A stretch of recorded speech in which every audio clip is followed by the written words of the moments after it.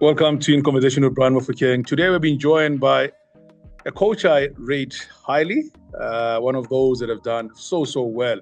Banyana assistant coach, the coach of UWC. Coach, first of all, congratulations for your nomination. Oh, thank you, good Brian, and thank you for inviting me today. I mean, your story is never told that much. I want us to take it all the way back. I mean, ukuthi ucoach Thinasonke Mbuli qale kuphi indlela yakhe ihambe kanjani azafike la khona namhlanje. Obviously we all started playing football back in the days where we were playing football on the street. Yeah. So even my stories like that, like most football players will tell you that they started on the street. So even with me, started like that. I was surrounded by my cousins, Abafana, and then my brother. So we had nothing else to do in Makaya. So if you can't play sports in Makaya, there's nothing you can do. So that's how I started the interest in ball by playing football on the street with my brother and my cousins. I mean, let's talk. Families usually, when they look at girls, they don't see girls as footballers. How was that transition for you as a girl to be playing football at home as opposed to other sporting codes? It was not bad, I won't lie. My parents were very supportive because from playing street ball on the street in my primary school, I then went to a boarding school in Pangen, which is Langeva High School, which was a girls' school. Again, at Langeva, the only thing you could do was to play sports on Thursday. I see that you play netball or athletics or football. And again, when I went to school, I chose football. But it took my father until I was in grade 10 for him to buy me boots. So all these years I was just playing football barefoot. Wow. All right. And then when did you decide this is going to be a profession for you? I didn't, I won't lie. From Dageza, I never crossed my mind. I can't say I planned this. But then from Dageza, I went to a DUT, again, where I played football. At least now, ever since football is organized.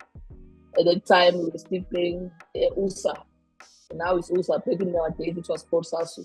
So we used to play Sasu games, and then our team was playing in the Sasu League team. Sasu League. And then, obviously, I studied first year, second year, and then in my final year, our coach, who was Ubongani Engwa, got an opportunity to go coach the Golden Arrows, the junior side. And then his contract was saying he can't coach the ladies side and then be the coach for Arrows development. And I was one of the senior players. And he said to me, "We are a captain, and I think you can be a coach / player just for this final year." And then the following year, we DUT gonna look for a coach. And then surprisingly, so I did it, and then I think the team did well. And then following year, he came back to me and said, "Okay, this is what you did in these 3 months to be in charge. So I think now you must start going to your coaching licenses." So it was Ubongani who instilled that in me. I thought that I can be a coach. You always just wanted to play the game, that's all. Yeah, that's it. Play the game, go rest, like everyone else. Don't be stressed. Just play, throw your boots after the game, and that's it. That was me. Up until Coach Moman said, "Yeah, when I will be a coach. So take this thing serious." So from DUT, how did UWC come about? Because now you became a strong coach and you're doing very well at UWC. How did the deal come about? No, from DUT, I then went to UKZN. I think I was in UKZN for 3 years again. And then 2018, I then received an offer from UWC head of sport. And then it was a good offer. I couldn't say no. And then that's how I moved from UKZN to UWC. Here we are now, part of UWC. You're coaching the team now. You an institution that is doing so well. Your success at UWC. I mean, when you look at the challenges that coaches face, especially since South Africa, since the league is not even professional in South Africa at the same time, and coaching a varsity team, you are bound to lose players. How did you navigate all of that to where you are today? First year, 2019, when I came in the team, luckily, because we always played this university sport tournament, so I knew some of the players at UWC. In fact, some of the players, because I was the coach for the USA team, so I knew some of the players from the USA national team. I then came up with a plan that says we need to start the team from scratch. Number one, create an identity and form a playing style that to suit the kind of players that we had at that time.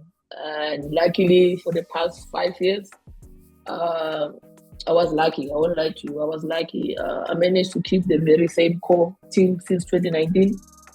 And then from the plan, in fact, this morning I was reading a report to Brian. I was doing my report for 2024. Then I went through the past season's report. And the report for 2019 was saying, 2019 we created team culture, created playing style that to suit the players that we have. From 2020 to 2023, we challenge for everything that we have, that we are playing in, be it USA, be it varsity, be it the league. So looking back now, in that 2019 report, I said, I think we've done so well.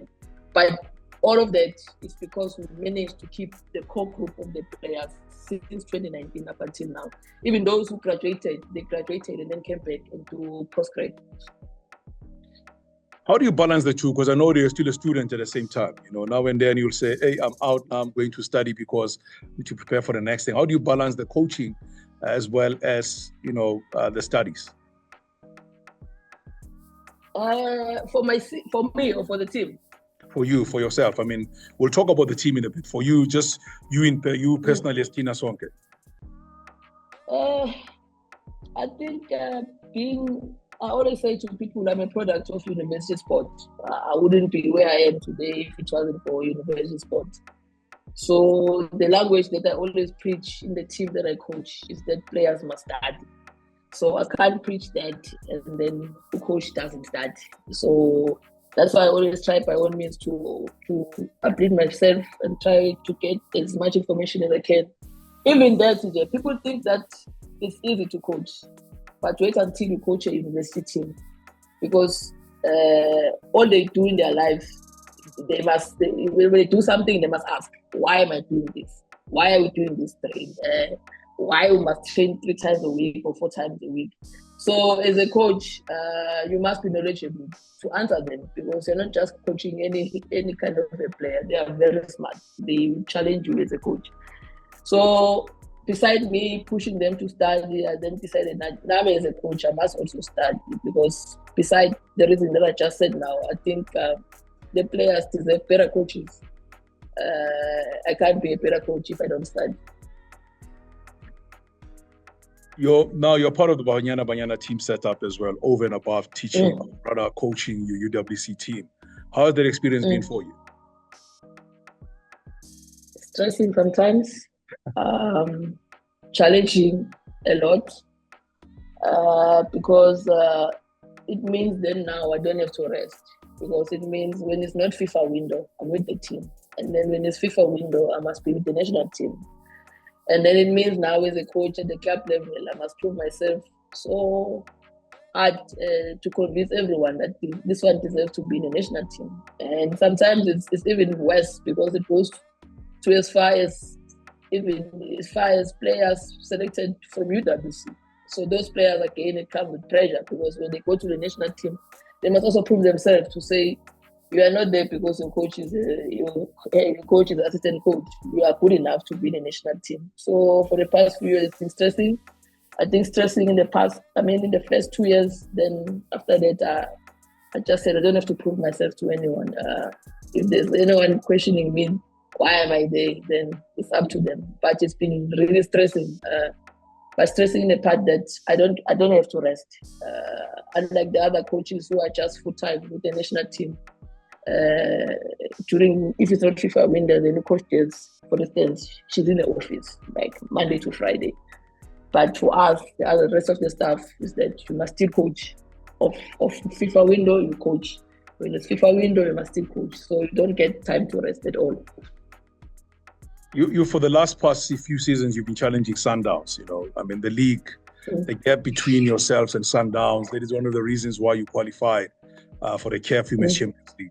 When you look at the next 2-3 years, do you think we're going to see a different champion in South Africa, or is Sundowns going to still dominate that space? It depends, because for us, Brian, it's very difficult to, like I'm saying, when I talk about this team, I always say I'm blessed because players have been very loyal with us. Teams have been really approaching them and come up with good offers to say, leave UWC and come and join us. But players have been saying no. But then at the same time, we are a university team. A student at university should be there 5 or 6 years, finish your degree, and then if you decide to do your honors or masters, then maybe you'll be at the university for 5 years or 6 years, 7 years. So we don't operate like a normal team. So that's why every year we must try and refresh the team. So that's why it's always difficult for us to really push Sundowns to the level where we want to push them. But I think it should be like this for the next coming 3 years. If Sundowns doesn't drop their standards, I don't see any other team pushing them because of their financial messes. They can approach any player and promise them heaven and earth, and then players will leave. And then everyone else will have to work with what they have. For instance, us, we've been working with students for the past 5 years, and it has been working for us. But now students are graduating, they must leave. But now students are graduating, like Ubonge, a student graduating, and now a team comes with a good offer, and then now we can't say no. So for us, it should be always difficult. For the rest of the other teams in the league, it's because of, I don't think they can challenge them financially. Yeah. Now let's talk about the success of this year. I mean, this has been something else. Firstly, you managed to go and play in the COSAFA Women's Champions League qualifiers for the Champions League itself. Didn't have a good start, but you just picked up and you just went on and eventually won it. You moved on to play and won the varsity, managed to defend the varsity cup also. Then you went on to get the USAs. How was that? How we literally have you looked at all of those and said, you know what, that has been a great year. I know you said you had a plan in 2019 to say you want by 2023, 2024 to be challenging in this space. Did you see yourself winning all of those that have won so far? Actually, I think for let me start with COSAFA. I think for the past 3 seasons, we've been really pushing Sundowns, especially last season. We've been really pushing Sundowns to try and win the league so that we can qualify and go to COSAFA, but it has never happened. Then many got an opportunity to say we are going to COSAFA, and then I said to players, God is giving you another opportunity to go and play there. So now if you are going to play there, you can't just play and go back home. You must play and go all the way, because again, we said I think 2021 when CAF announced that there's going to be Women's Champions League. Everyone said you want to play Champions League, but the only way to play Champions League is to win the league. But we've never done that. So us going to COSAFA, it was just that, guys, we haven't won the league. But now there's a chance that there's an opportunity, there's a ticket for us to go to COSAFA, to go to CAF, and we grabbed it with both hands. But then it wasn't easy. Like I said, we lost the first game. But then we knew, again, after playing the first game, I said to the players, it's better to lose a game when you know that you have performed. I think we had one mistake in a corner, and then we couldn't defend the set play, and then that's how they scored. But overall performance, I was impressed with it. And we went to the second game with that mentality that we must win the rest of the games now for us to qualify for Champions League. And then coming back home now to play the league, and then to play the USAs. With that mentality that we created from COSAFA, I knew that it was going to be difficult for any team to play against us now. because we have tested another level now where we were forced to grind results, where we were forced sometimes not to play how we want to play, but just to win the game. I think that's what we learned from COSAF.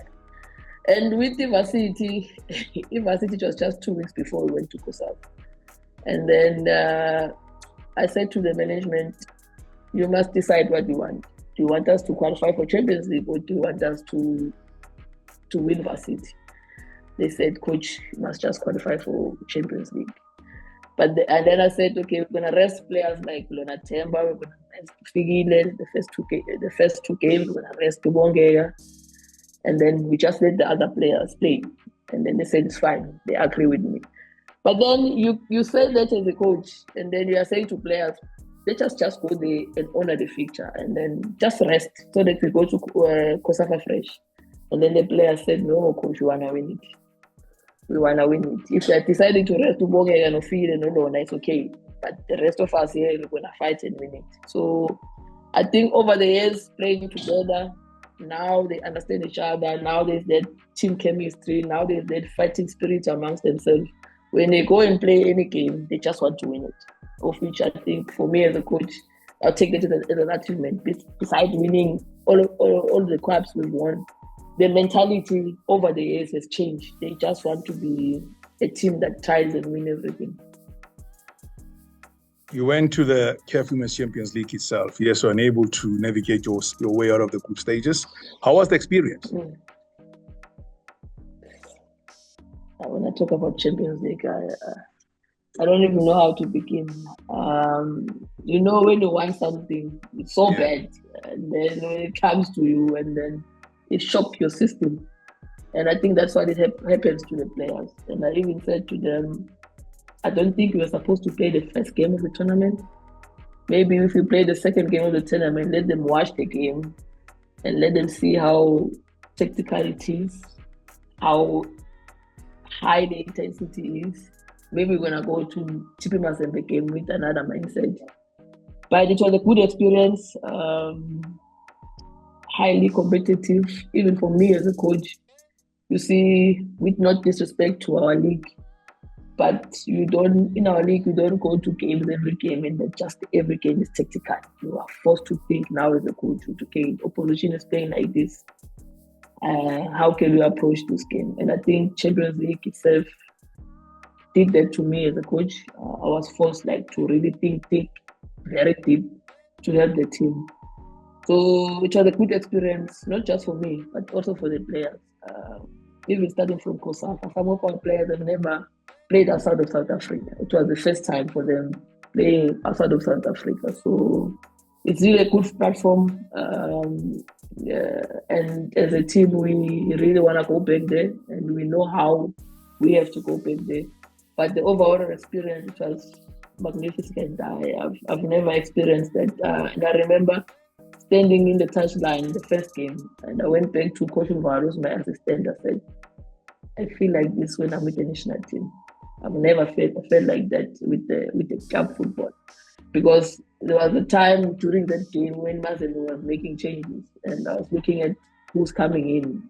And at one time in the game, they had 7 foreigners playing, and I said, wow, this is just on another level, or something maybe that we didn't expect, but something that we can take on that as a team to say, if you want to be in that level, these are the kind of players that you must recruit.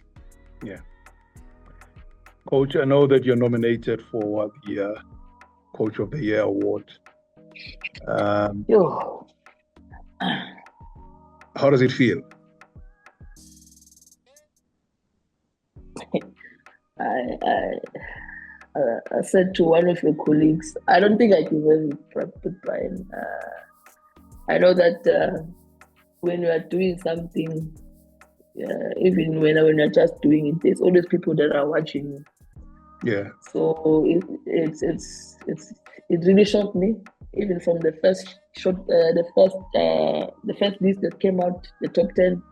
I was really shocked. I didn't expect it.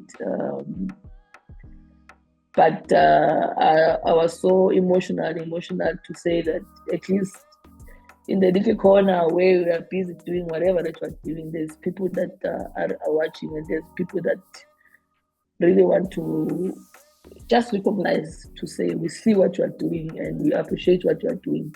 Even if you don't win the award, just the recognition of yourself, it really touched me. I was so emotional when I saw that. But yeah, I think there's far better coaches in Africa than me, but I appreciate the recognition. Coach Thinasonke Mbuli, thank you very much for taking time to speak to us, and all of the best for the awards on Monday. Long may we see what you're doing, not only at UWC, but also Banyana level. Thank you, my brother.